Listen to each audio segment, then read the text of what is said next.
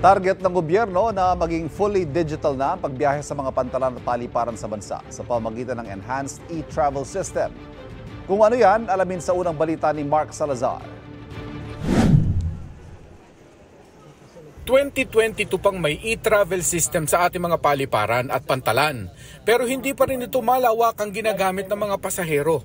We have seamlessly facilitated the transit of more than 30 million passengers in 18 airports and 35 seaports. Kung tutuusin, kaunti lang ang 30 million passengers kung 18 airports at 35 seaports ang usapan.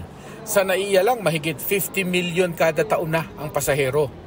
May dahilan kung bakit di papel pa rin ang gustong travel forms ng iba.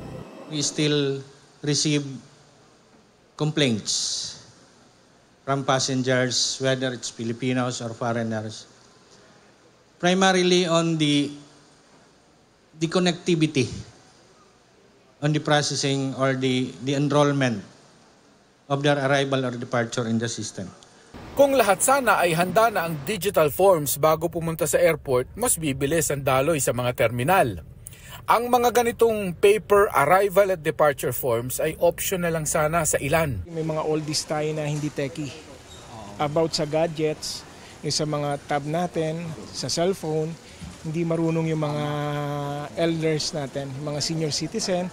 Kaya ni-require na lang, ganyan na lang na form na rin po. Para tangkilikin ng pasahero ang e-travel system, nilaunch ng gobyerno ang Enhanced e-Travel System, kung saan mas maayos na umano ang e-travel portal na makikita na rin sa eGov.ph app. Iisang QR code na rin ang gagamitin ng pasahero mula sa app para sa digital travel forms ng Bureau of Immigration, Customs, Health Declaration at DOT. At kung OFW ka, nasa Enhanced e-Travel System na rin lahat ng forms na kailangan tuwing umaalis at umuwi ng bansa. Ay ibig sabihin nun, they have more time with their families. Ang target ng digitalization ay maging katulad ng sa mauunlad na bansa na swabe bumiyahe at swabe rin nagagawa ng gobyerno ang trabaho nito. Habang natutulog sa eroplano, gigisingin para lang mag-fill up ng arrival card. Akala namin drama lang yung papel na yon. Hindi pala. Alam mo ginagawa, ine-encode pala ho yan manually. Kasi kailangan ng data ng Department of Tourism at ng DMW para alam yung mga umaalis at bumabalik na OFWs. Ito ang unang balita. Mark Salazar para sa GMA Integrated News.